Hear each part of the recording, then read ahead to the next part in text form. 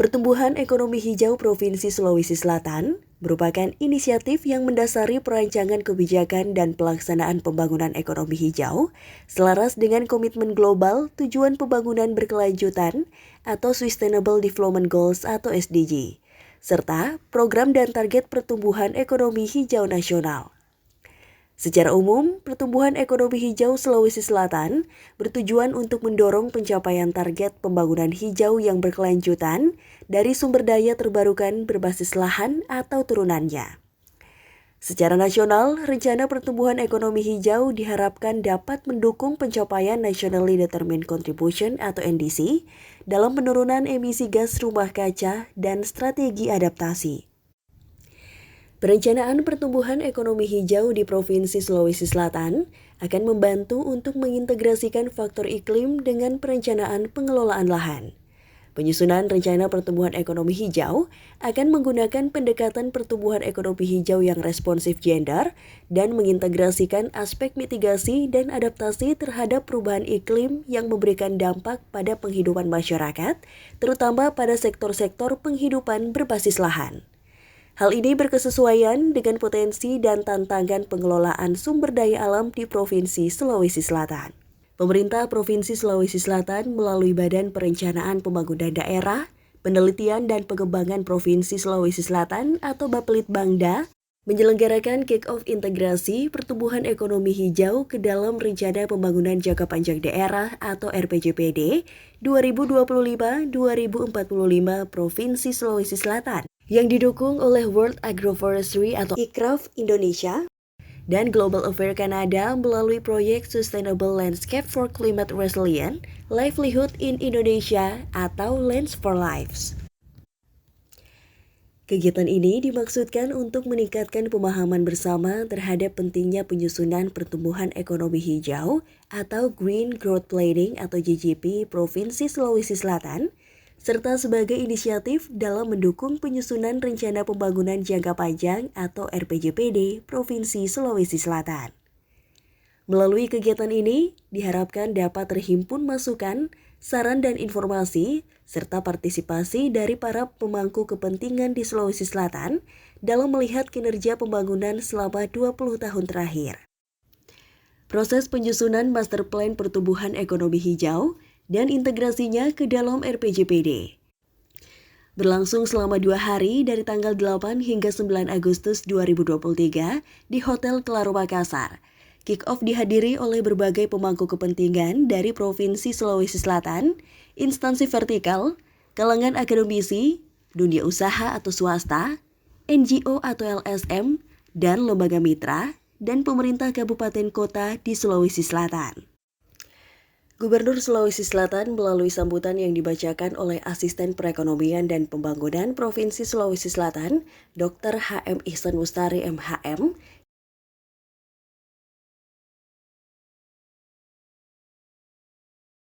kita harus mempertimbangkan tidak hanya ekonomi hijau, ke depan tentu ekonomi biru perlu juga menjadi bagian penting yang harus kita integrasikan dalam proses perencanaan kita, karena tentu kehidupan di darat juga tentu sangat berpengaruh kepada kehidupan yang di laut, begitupun juga sebaliknya, sehingga tentu perencanaan kita harus selalu memikirkan bagaimana ekonomi biru menjadi bagian dari perencanaan tersebut. Menurutnya, sudah menjadi kewajiban bagi para pemangku kepentingan untuk memikirkan sebuah konsep kebijakan transformasi ekonomi dengan cara mengadopsi konsep ekonomi hijau yang mampu mensinergikan pertumbuhan ekonomi dengan keterbatasan sumber daya alam.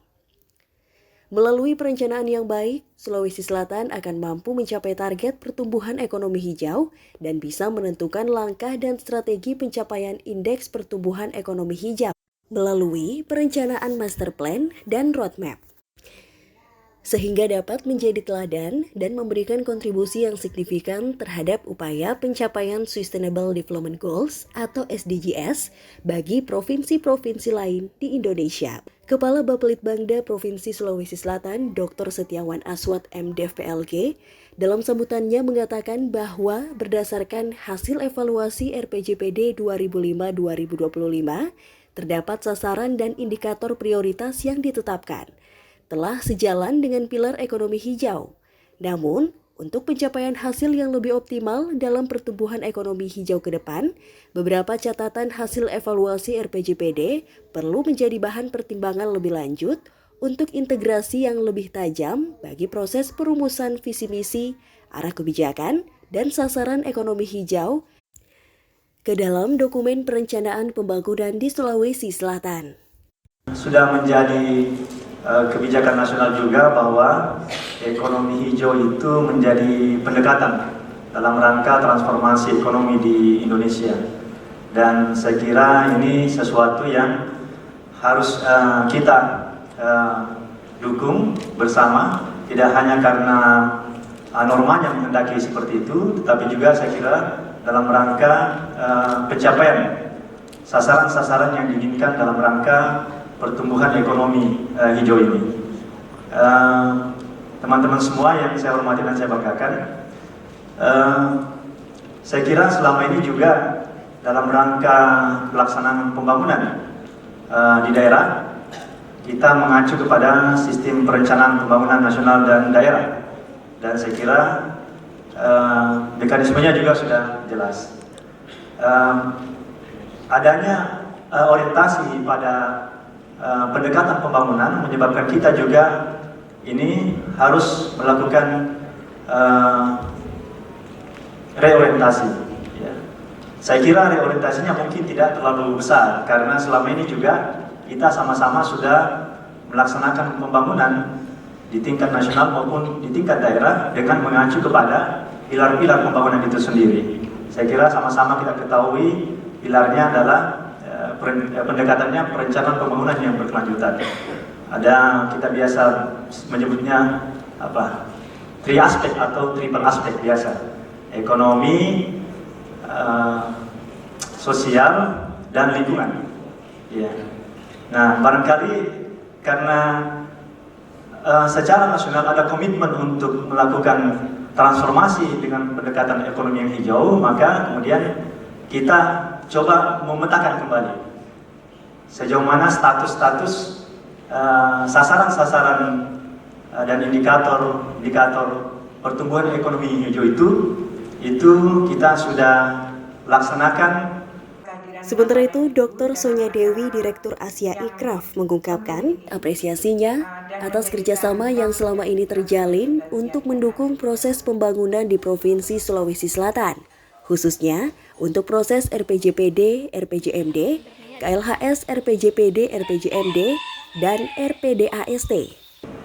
Terima kasih juga atas kerjasama Ibu dan Bapak sehingga kita dapat berkolaborasi dan dapat mendukung proses pembangunan di Provinsi Sulawesi Selatan, khususnya untuk proses rencana pembangunan jangka panjang daerah yang mungkin akan disusul dengan rencana pembangunan jangka menengah daerah, kemudian kajian lingkungan hidup strategis baik untuk RPJP maupun RPJM daerah, dan juga RP-Das terpadu. Dalam rangkaian proses ini, seperti disampaikan oleh Bapak Kepala Bablit-Bangda, kemudian juga dalam pembicaraan dengan Pak Asisten, strategi pembangunan ekonomi hijau sangat diperlukan dan integrasinya ke dalam rencana pembangunan jangka panjang 2025 sampai 2045 Provinsi Sulawesi Selatan merupakan komponen yang sangat penting. Saya sebagai Director of Asia dari IKRAF, dalam hal ini mewakili IKRAF, yaitu International Center for Research in Agroforestry, ingin memperkenalkan IKRAF kepada Bapak dan Ibu yang baru mengikuti kegiatan yang diselenggarakan saat ini. Dalam rangkaian proses ini, strategi pembangunan ekonomi hijau sangat diperlukan dan integrasinya ke rencana pembangunan jangka panjang daerah atau RPJPD 2025-2045 Provinsi Sulawesi Selatan merupakan komponen yang sangat penting, ujarnya. Kedepan, IKRAF Indonesia masih berkomitmen untuk melanjutkan dukungan dalam mengintegrasikan pertumbuhan ekonomi hijau dan perubahan iklim dalam pembangunan daerah yang dilaksanakan di tingkat kabupaten, lansekap, dan desa terpilih, tutupnya. Penyusunan pertumbuhan ekonomi hijau sangat selaras dengan program Land for Lives yang menargetkan pengelolaan bentang lahan yang baik melalui kerjasama dengan petani untuk mengurangi terjadinya deforestasi, menjaga ekosistem alami, mengurangi kerentanan iklim, dan meningkatkan mata pencarian. Land for Lives juga mempromosikan solusi berbasis alam melalui sistem pertanian dan pangan yang tanggap iklim, serta pengelolaan lahan dan air yang komprehensif. Proyek ini juga akan berfokus pada pengaruhutamaan kesetaraan gender dalam mendukung pengelolaan sumber daya yang berkelanjutan serta akses ke pasar. Tentu saja kerangka kerja ini kerangka kerja yang dibangun menggunakan pendekatan yang scientific based, sehingga menghasilkan sebuah analisis yang diharapkan berbasis dengan data dan informasi yang akurat, sehingga nanti pada saat yang sama output dan semua analisis yang dihasilkan bisa menghasilkan sebuah skenario ke depan yang diharapkan oleh para pemangku kepentingan. Di dalam hal ini, ICRAF juga berperan dalam fasilitasi proses dari mulai kegiatan untuk menggalang visi dan misi, kemudian ICRAF juga memfasilitasi proses dalam melakukan proses-proses fokus group discussion, dan juga ICRAF juga melakukan proses pengumpulan data yang lain yang terkait dengan upaya membangun komitmen bersama sehingga tersusun program dan kegiatan di tingkat provinsi dan kabupaten. Pertumbuhan ekonomi hijau di Provinsi Sulawesi Selatan menggunakan beberapa tahapan yang disepakati di antara para pemangku kepentingan, di mana tahap awal yang dilakukan adalah menyusun satu kelompok kerja atau forum, yang forum ini adalah beranggotakan semua pemangku kepentingan yang ada di Provinsi Sulawesi Selatan. Kemudian forum ini bekerja sama dengan mitra yang lain untuk menyusun beberapa tahapan kegiatan, mulai dari menentukan visi dan misi, kemudian melakukan pengumpulan data, kemudian melakukan kegiatan peningkatan kapasitas internal anggota kerja, dan juga melakukan beberapa kegiatan terkait dengan analisis data, dan juga yang terakhir tim ini juga akan melakukan kegiatan untuk ke lapangan untuk bisa melihat bagaimana keragaman di masing-masing kabupaten dan kota. Oke. Ringkasnya sih kalau untuk awam mungkin agak aneh gitu ya, apa sih sebenarnya Green Growth Plan gitu. Tapi sederhananya adalah ketika pemerintah dan kita semua melakukan aktivitas ekonomi, hendaknya aktivitas yang kita lakukan itu memperhatikan keberlanjutan lingkungan, sehingga akan memberikan manfaat yang besar untuk kesejahteraan masyarakat, baik dari aspek kesehatan, pendidikan, ataupun kesejahteraan yang lebih luas di tengah masyarakat kita. Sangat penting kita susun bersama, karena bumi ini, lingkungan ini tidak hanya untuk generasi sekarang, tapi untuk generasi yang akan datang. Jadi apa yang kita lakukan saat ini tentu akan sangat berpengaruh kehidupan di masa depan.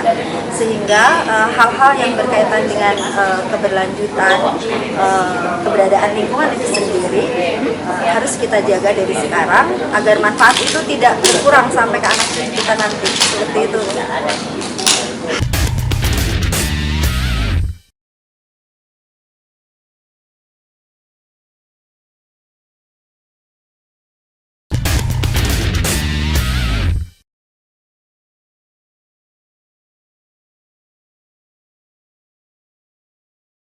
Boleh kami sampaikan not-not yang sangat penting yang juga tentunya kami kembali ingatkan bahwa bagaimana agar kita lebih peduli lagi terhadap anggaran-anggaran yang tentunya akan digunakan untuk perencanaan pembangunan ekonomi hijau ini, karena tentunya bukan nilai yang kecil yang tentunya yang akan diperlukan atau dibutuhkan dalam perencanaan pembangunan ekonomi hijau ini, tetapi bagaimana kemudian menghargai dan juga menggunakan dengan cermat dana-dana dan dari mana saja asal dana-dana itu dan akan kemanakan dana tersebut nantinya. Langsung saja untuk materi pertama ini kami persilahkan kepada Bapak Kadip. Pertama-tama sebelum kita masuk ke dalam integrasi ekonomi hijau, mungkin ada hadis ya. Saya ingat Pak Jokowi katakan, Pak Jokowi, seandainya besok kiamat kita masih wajib menanam pohon, Apa intinya bahwa sangat penting sekali sebuah kehidupan untuk anak cucu kita. Inilah pentingnya terhadap hal-hal kenapa harus kita memperhatikan terkait integrasi ekonomi ini, ekonomi hijau, bahwa sangat penting, terutama bukan buat kita, buat anak cucu kita nantinya, masa depan Indonesia. Dan tentunya pada tahun 2045 kita akan mencapai Indonesia emas ya, Indonesia. Dan kita berharap nanti pada 2045 ini Indonesia akan menjadi negara maju, minimal nomor 5 di dunia. Jadi kita akan tinggalkan middle income, naik ke dalam pendapatan yang tertinggi di dunia. Itu pertama. Kemudian ketika manusia tidak diciptakan oleh Tuhan, protes mereka, kenapa tidak diciptakan manusia yang akan merusak bumi? Nah, ini adalah salah satu hal yang kita tidak akan merusak bumi. Kita akan bicarakan nanti memperbaiki kehidupan yang ada di bumi ini. Baik, itu dua hal yang terkait bahwa betapa pentingnya terkait hal-hal tersebut. Baik, kita lanjut barangkali dulu. Ya, ini keywordnya. Fokus utama pertumbuhan ekonomi hijau dalam proses perencanaan pembangunan ekonomi, di mana pertumbuhan ekonomi yang kuat dan konsisten, namun juga inklusif dan berkelanjutan, agar dapat memberikan standar kehidupan yang layak bagi seluruh masyarakat. Jadi kalau kita lihat pembangunan yang kita lakukan sekarang ini, memang masih banyak hal-hal yang harus kita perbaiki. Masih banyak kerusakan-kerusakan lingkungan yang kita lakukan demi untuk kepentingan ya beberapa orang, beberapa oknum, beberapa indikator perusahaan tidak terkait hubungannya dengan kehidupan masyarakat. Sehingga inilah perlunya kita menata ke depan untuk menjabarkan, karena terus terang pendapatan per kapita kita sekarang ini kurang lebih 70 juta usul ya. Dan harapan kita nanti pada tahun 2045 Indonesia pendapatannya akan menjadi sekitar 250 juta.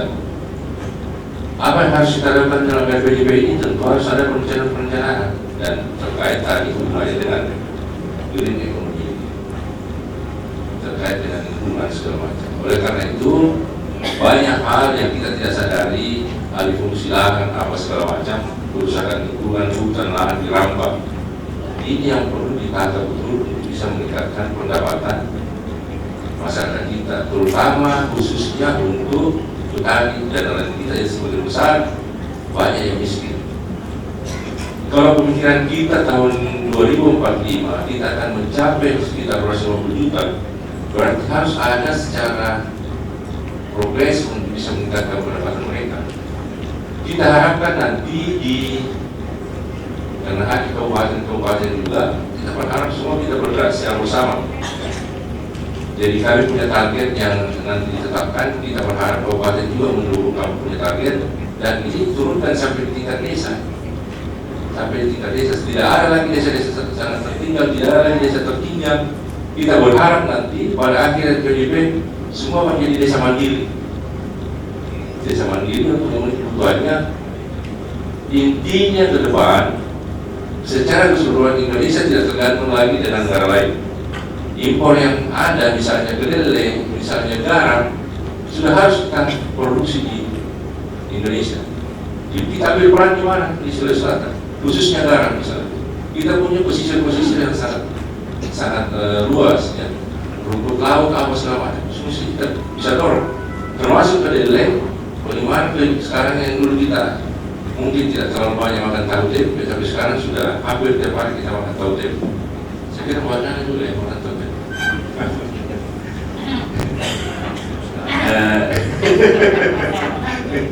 Jadi itu yang perlu. Bahkan saya kemarin ke Tangerang melihat sebuah usaha di sana, ada Pak Haji Rusdi dia pelihara sapi, pembunuhan dan termasuk segala macam. Tapi dia bikin pakan ternak dari tahu, jadi ampas tahu yang dikasih makan ke sapinya. Ketika COVID ketika ini, dan itu sangat bisa membantu, dan tahunya juga dijual dengan cara yang baik. Ya. Artinya ke depan yang kita berharap bahwa seluruh elemen masyarakat kita, pemerintah maupun masyarakat harus bergerak dan perencanaannya harus betul dan seluruhnya harus bisa melibatkan stakeholder terkait. Tidak hanya pemerintah saja yang mengambil peran, tetapi termasuk terima kasih pada Aircraft juga yang membantu kita di dalam terus terang karena ya sisi keuangan juga kan sangat terbatas sebagai provinsi. Terima kasih dibantu sama Aircraft. Kami di dalam RPJMD kami sudah ada sekitar 26 NGO yang kami masukkan di RPD.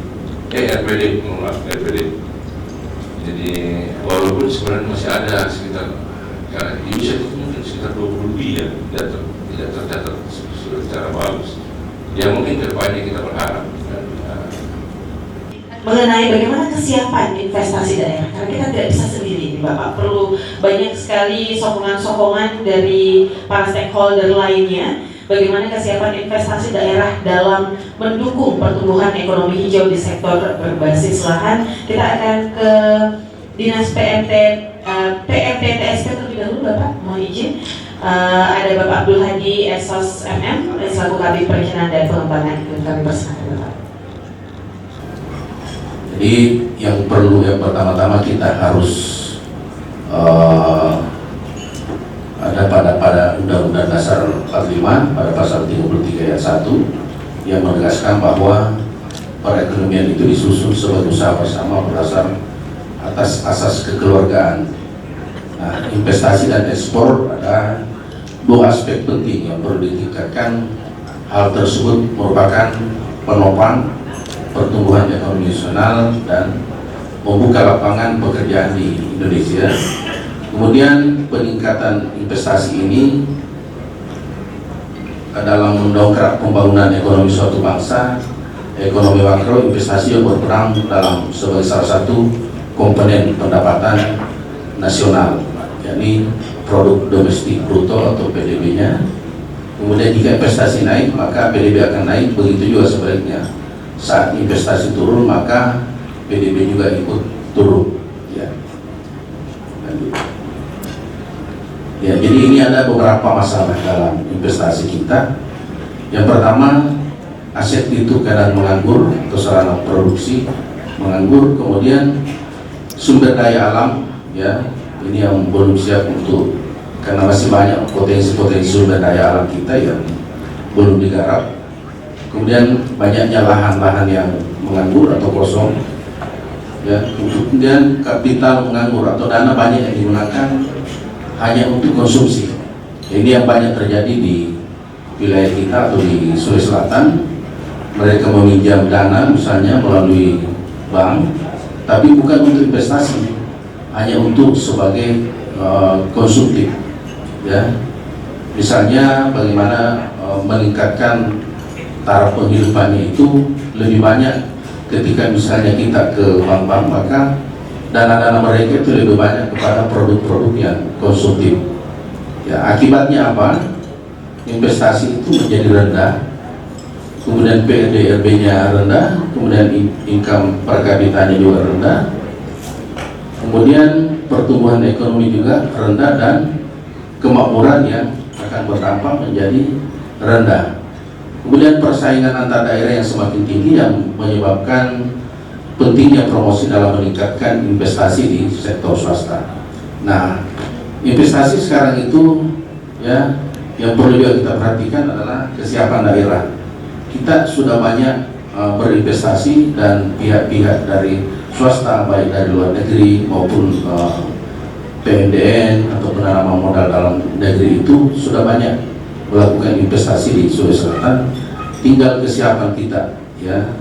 Ada sekarang misalnya di Bantaing yang baru-baru oleh Presiden menyampaikan terkait investasi di sana yang rencananya itu ada sekian triliun terkait pembangunan untuk baterai, ya. Kemudian ada juga nanti rencana investasi misalnya yang masuk di daerah Takalar terkait rumput laut, ya. Kemudian ada juga di Bone yang sementara dibangun dan dikaji terkait dengan bagaimana misalnya pengembangan untuk kawasan industri. Ya, baru-baru kami rapat terkait bagaimana pengembangan kawasannya di sana.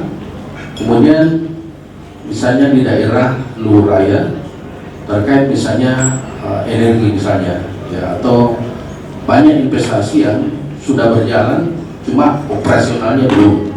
Ya, sudah menanamkan misalnya investasinya di sana, sementara misalnya dibangun untuk karena ini rata-rata investasi yang di sana itu adalah kebanyakan mineral, ya, mineral, sehingga itu butuh misalnya pembangunan infrastrukturnya, ya belum operasi tapi infrastruktur itu yang sudah ada dibangun, misalnya jalan, kemudian bangunan-bangunan atau infrastruktur pendukung lainnya, ya.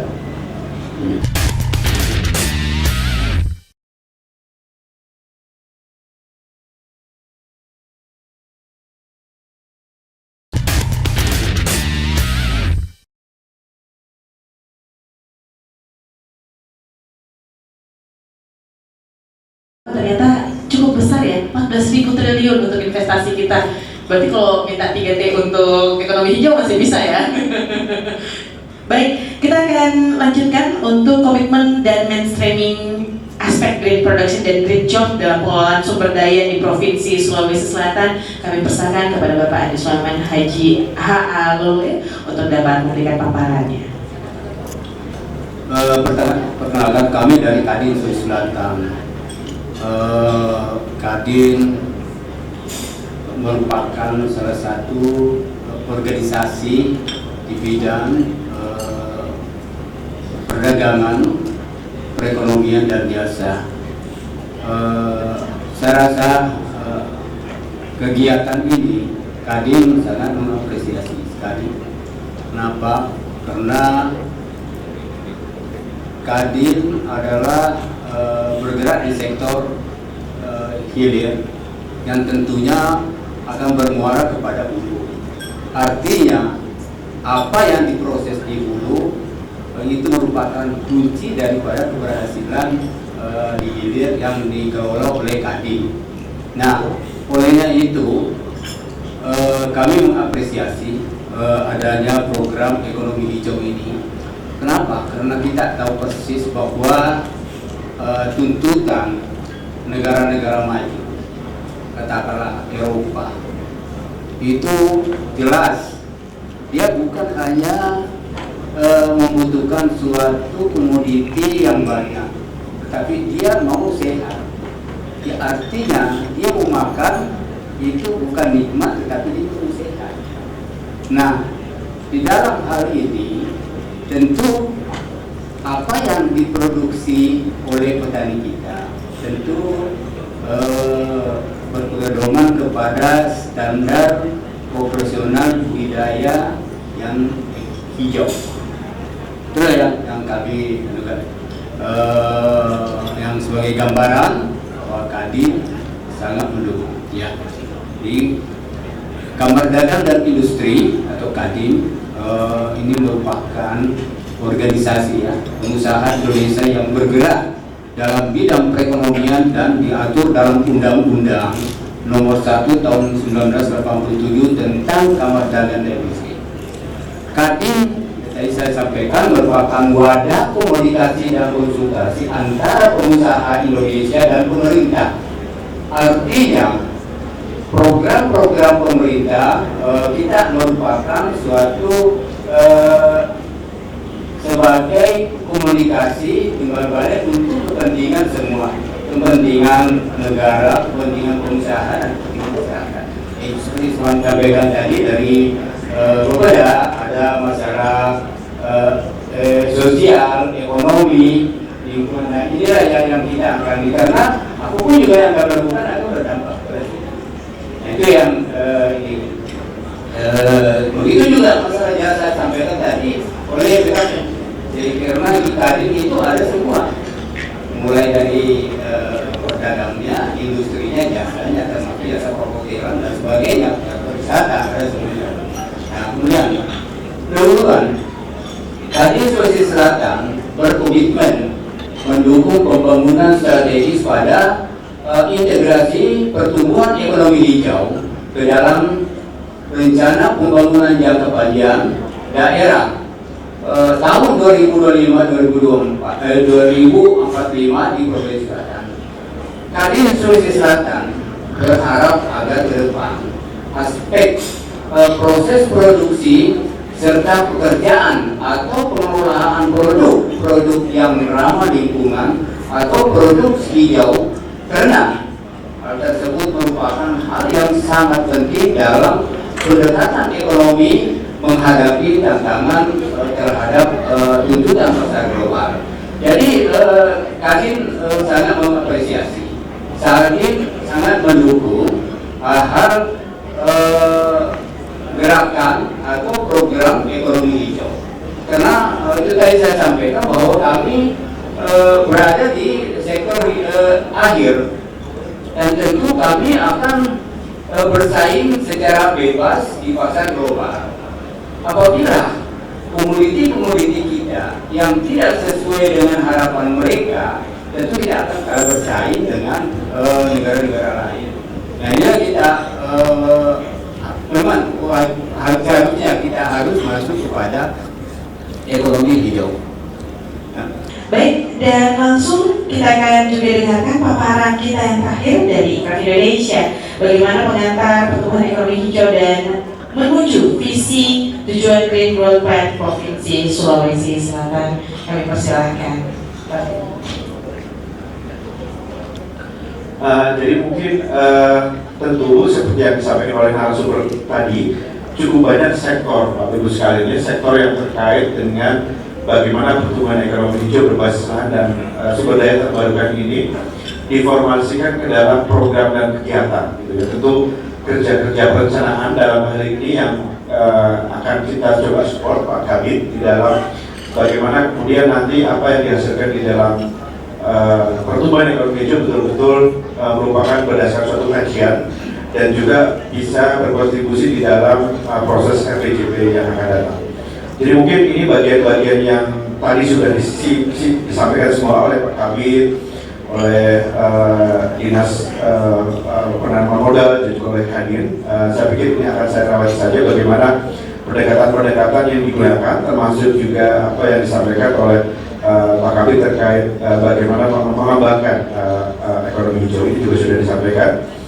Mungkin yang akan coba kami sampaikan lebih detail adalah kira-kira bagaimana konstruksi rencana pertumbuhan ekonomi hijau kita ini. Gitu ya. Ini sebuah usulan Bapak Ibu sekalian, jadi ini usulan kami, tentu silakan kita nanti akan diskusikan lebih lanjut di dalam tahapan-tahapan yang proses yang akan kita lakukan. Jadi setidaknya ada 4 titik berat yang di dalam proses penyusunan pertumbuhan ekonomi hijau ini. Yang pertama adalah tentu kita akan menyusun tujuan, ya, gitu, karena sangat diverse, itu apa yang kita maknai dengan pertumbuhan ekonomi hijau. Untuk itu, untuk konteks Sulawesi Selatan kita harus diskusi di Pak Kabid apa yang dituju. Ya. Kemudian setelah kita tahu apa yang dituju, bagaimana strateginya, gitu ya. Kalau kita ingin punya cita-cita, kita harus punya strategi, gitu ya. Strategi ini masih umum. Kita harus bisa menyusun intervensi, gitu. Apa intervensinya? Kemudian setelah dapat intervensi, kita harus dapat program atau aktivitasnya. Gitu. Jadi artinya urutan-urutan ini urutan yang saya pikir sangat logis ya Pak Ibu sekalian, sangat logis di mana kita betul-betul membangun apa yang kita tahu, apa yang kita impikan, bagaimana strateginya, bagaimana intervensinya, dan bagaimana program kegiatan, dan yang paling akhir tadi yang disampaikan oleh dari Kadin, bagaimana nanti menjadi pendanainya, kira lebih seperti itu alurnya. Jadi sangat simpel Pak Ibu sekalian.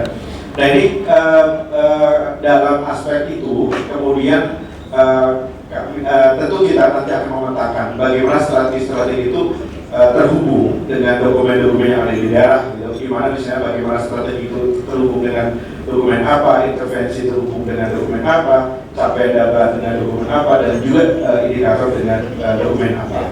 Jadi sampai dengan nanti di dalam master plan dalam ini muncul di dalam lini masa. Lini masa itu artinya kalau kita menyusun RPJP biasa ada 5 tahunan, periodisasi 5 tahunan. Nah di dalam proses pertumbuhan ekonomi hijau nanti juga kita berharap ada proses tersebut. Nah Bapak sekalian, di dalam konteks strategi nanti itu juga kita sampaikan bahwa tidak hanya kepada aspek-aspek yang sangat aspek lingkungan saja, tapi di situ ada beberapa aspek yang sudah kembali kita sampaikan. ada aspek tata guna lahan, ada aspek akses terhadap modal penghidupan, ada aspek produktivitas, ada aspek konektivitas yang kemudian nanti kita akan diskusikan bersama-sama kira-kira bagaimana pendekatannya ya. Jadi ini beberapa contoh di mana paling tidak di dalam aspek ini seperti yang tadi disampaikan dari Kabin, kita juga tentu akan melihat bagaimana mitra di dalam setiap intervensi ini ya. Di dalam setiap tahapan kita harus memetakan siapa OPD mungkin penanggung jawab, siapa OPD yang kemudian terlibat, dan juga mungkin partnership atau mitra yang nanti akan bekerja di dalam masing-masing program dan kegiatan tersebut. Ini beberapa identifikasi juga tentunya di dalam setiap intervensi kita juga harus punya alat ukur ya. Jadi seperti yang tadi Pak Kabit sampaikan, indikatornya itu tidak hanya di 16 indikator tadi Pak Kabit, tapi juga mungkin ada indikator di tingkat intervensi yang secara spesifik itu akan lebih detail Mbak Nana ya. Nah, di dalam pengalaman program kegiatan kita juga harus berani nih Bapak Ibu sekalian, bukan bersaing dengan PJB atau PJB, tapi paling tidak memang kita juga harus mulai memetakan bagaimana periodisasi itu juga harus dirumuskan secara lebih rinci begitu ya. Jadi kalau kita membuat perencanaan makro itu yang katakanlah 20 tahun yang akan datang, tentu kita harus membuat semacam prioritasasi mana yang kegiatan-kegiatan yang harus dilakukan pada jangka pendek, katakanlah tahunan, 5 tahunan, 10 tahunan dan sebagainya. Jadi pada konteks itu Bapak Ibu sekalian, anggota Pokja dan hadirin sekalian, tentu nanti kita juga akan sampai ke sana. Bagaimana intervensi-intervensi yang dibuat itu nanti akan dirumuskan di dalam periodisasi yang kita harapkan logical time frame-nya juga cukup clear. Nah, Bapak Ibu sekalian, ini saya singgung sedikit bagaimana tahapan kita nanti di dalam proses penyusunan pertumbuhan ekonomi hijau, bahwa tentunya tahapan ini tahapan yang sangat umum, tetapi nanti di dalam proses penyusunannya kita bersepakat bersama kira-kira seperti apa. Nah, yang paling penting di dalam proses pertumbuhan ekonomi hijau ini yang cukup awal adalah bagaimana kita memetakan peran pemangku kepentingan Pak Kabit. Untuk itu kita selama 2 hari ini memang mengundang sebanyak mungkin para pemangku kepentingan yang ada di Provinsi Sulawesi Selatan ini untuk bersama-sama kita petakan kira-kira siapa dan bagaimana dan melakukan apa di dalam proses pertumbuhan ekonomi hijau ini.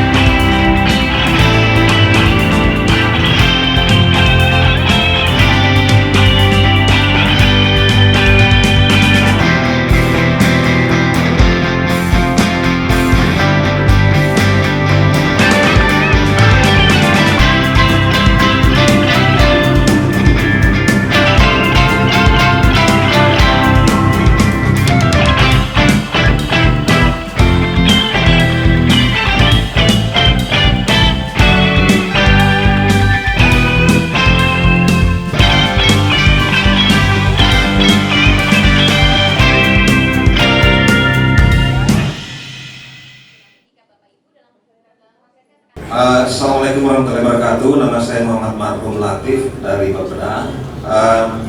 Mungkin untuk Pak Ferry, mungkin sudah ada bocoran sedikit bahwa pertumbuhan ekonomi berapa kira-kira nanti sesuai dengan model yang ditawarkan tadi, Sulawesi Selatan bisa kira-kira capai dalam rata-rata pertumbuhan ekonomi kira-kira seperti itu.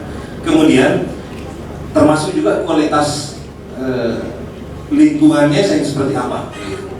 Saya Pak Miftah dari Kesehatan Pangan. Rasa saya Pak, untuk titip untuk jadi pertimbangan karena kita membaca indeks ekonomi hijau itu indikatornya ada beberapa. Namun sedangkan di ekonomi hijau ini isu ketahanan pangan menjadi isu strategis salah satunya. Jadi apakah bisa indeks ketahanan pangan menjadi salah satu pertimbangan untuk menjadi indikator yang saya titip untuk dipertimbangkan? Iya, baik. Menjawab pertanyaan dari Pak Budi dengan Pak Markup ini ada kesamaan ya, ada kesamaan terkait dengan investasi ke depannya, bagaimana pertumbuhannya. Misalnya investasi itu 20 tahun ke depan. Jadi kalau misalnya kita berbicara investasi, tentu ada beberapa hal yang perlu kita perhatikan agar investor itu mau menanamkan sahamnya atau kegiatan-kegiatan yang ada di Sulawesi Selatan. Yang pertama kita harus perhatikan itu bagaimana infrastrukturnya kita. Ya, olehnya itu pemerintah provinsi sudah ada di sini, misalnya disiapkan bagaimana pelabuhan ya, dan Port Makassar yang baru. Ya, itu akses ke sana itu sudah luar biasa, sudah bagus sekali.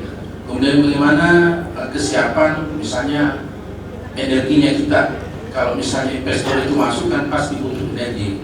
Ya, sudah ada misalnya PLTB yang 2 itu yang bisa mampu untuk membantu misalnya dari segi energi. Kemudian bagaimana sumber-sumber energi baru dan terbarukan itu ada.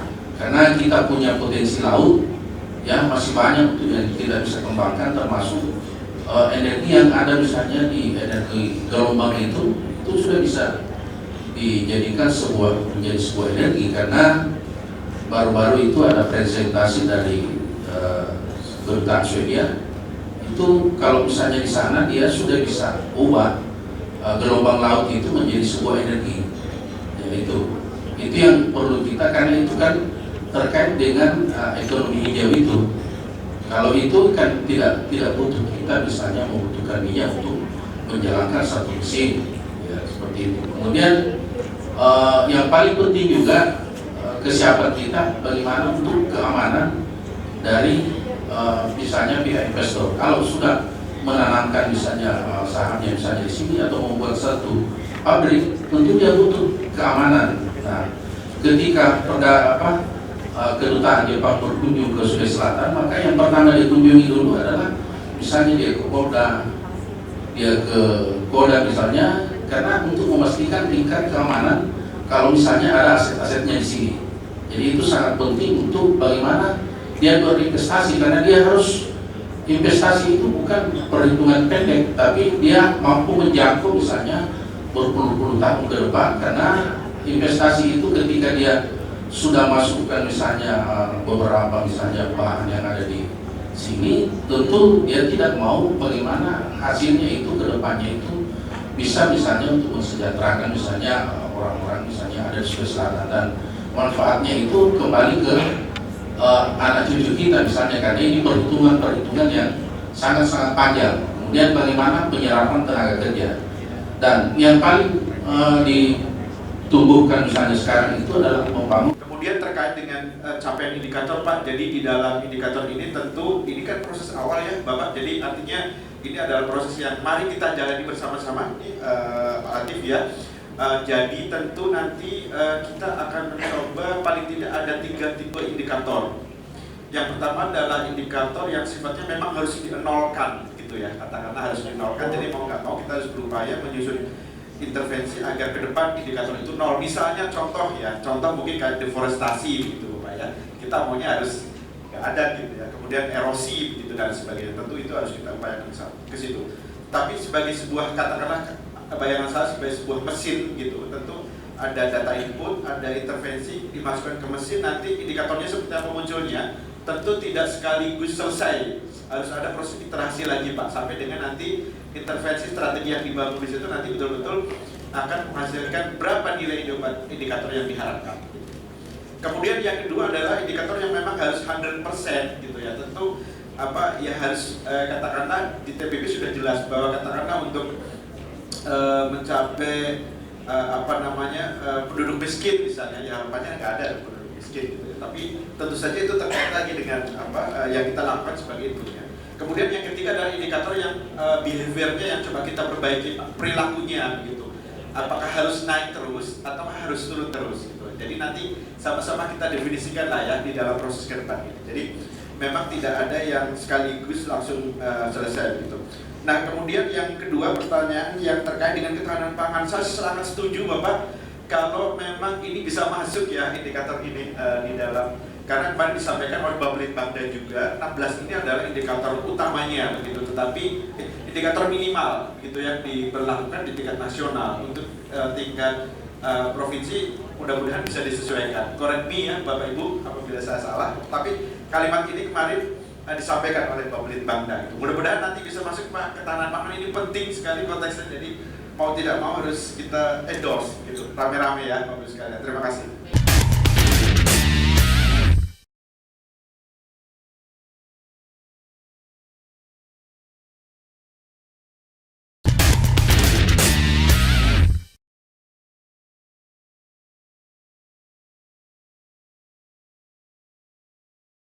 Nah, sebetulnya ekonomi hijau itu bukan merupakan pilihan ya, mau ya atau tidak. Karena kalau kita bicara tentang Sustainable Development Goal misalnya, ya mau nggak mau harus gitu ya pertumbuhan ekonomi hijau. Artinya apa?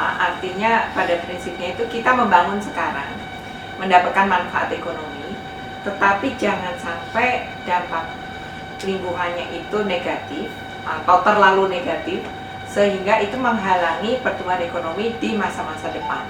Ya, jadi itu mungkin salah satu definisi dari sustainability. Jadi apa yang kita dapat sekarang tidak mengurangi apa yang akan didapatkan di tahun-tahun berikutnya atau di masa-masa berikutnya. Jadi apakah ekonomi hijau itu potensial atau tidak di Indonesia?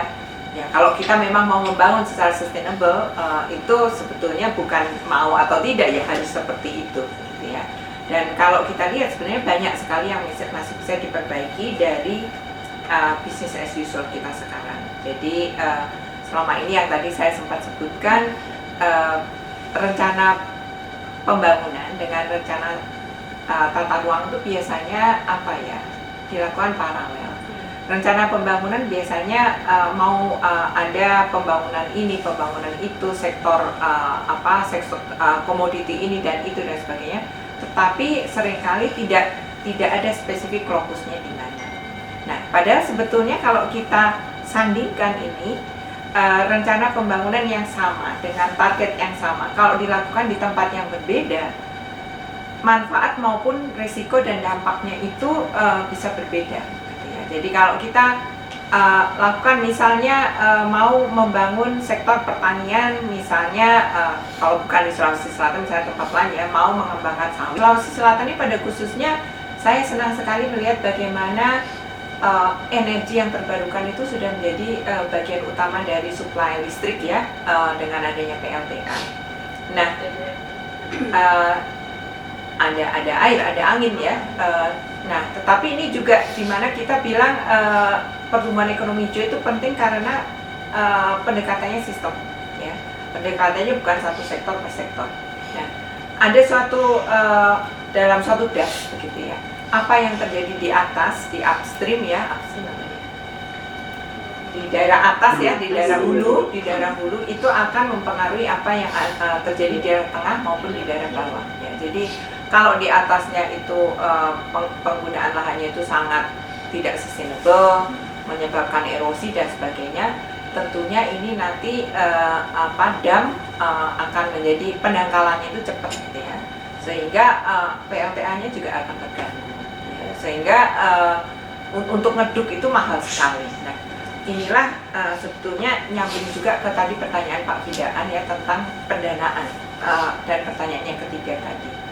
Pendanaan itu memang bisa saja misalnya si PLTA maupun semua customer-nya itu merasa penting banget ya untuk adanya suplai listrik yang berkelanjutan. Nah, di daerah Sumatera kita sudah coba dan sudah terjadi dengan baik, si PLTA itu membayar ke masyarakat di hulu sehingga bisa memakai lahannya dengan lebih berkelanjutan, mengurangi erosi sehingga pendangkalan tidak terjadi dengan cepat ya. Jadi dengan seperti itu akan ada win-win Jadi berbagai tantangan itu biasanya tantangannya itu karena kepentingan dari berbagai aktor atau beberapa grup aktor itu berbeda sama sekali ya, antar yang sering kita dengar ada konflik antara smallholder dengan perusahaan yang punya area dalam skala luas. Nah, ini kepentingannya beda-beda. Nah, menurut saya tantangan pertama itu kebutuhan yang berbeda-beda. Yang kedua itu sinergi atau proses di mana ada inclusivity. Jadi kepentingan yang berbeda-beda ini didudukkan menjadi satu, ayo didiskusikan, lalu aspirasinya seperti apa. Nah, inilah yang akan dilakukan oleh master planning untuk pertumbuhan ekonomi hijau. Ini yang mungkin merupakan kontribusi paling utamanya dari ICRAF itu adalah tentang inform. Jadi kita membuat suatu tools evidence based, science based begitu ya, yang kalau teman-teman suka main game nggak? Kayak SimCity, di mana ada kita membangun city ya, ada berbagai senario ya. Di sini juga gitu, suatu jurisdiksi Sulawesi Selatan, datanya seperti ini, hamparannya seperti ini, kemudian resikonya seperti ini dan sebagainya. Kemudian ada berbagai senario pembangunan yang bisa kita simulasikan. Kalau kita maunya digeber ya, semuanya dijadiin perkebunan, misalnya kita mau tingkatkan PDRB dari perkebunan jadi sampai ke hulu pun kita ubah menjadi perkebunan misalnya.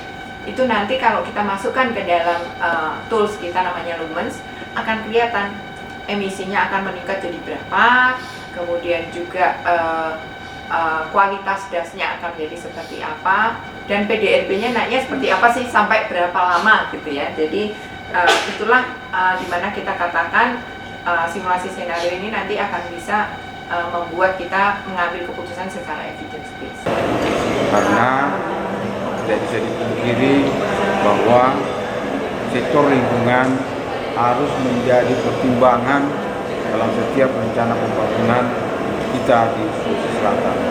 Alhamdulillah pada hari ini ICRAF bersama Bappelit Banda Sulawesi Selatan melaksanakan kegiatan integrasi ekonomi hijau dengan rencana pembangunan jangka panjang daerah Sulawesi Selatan.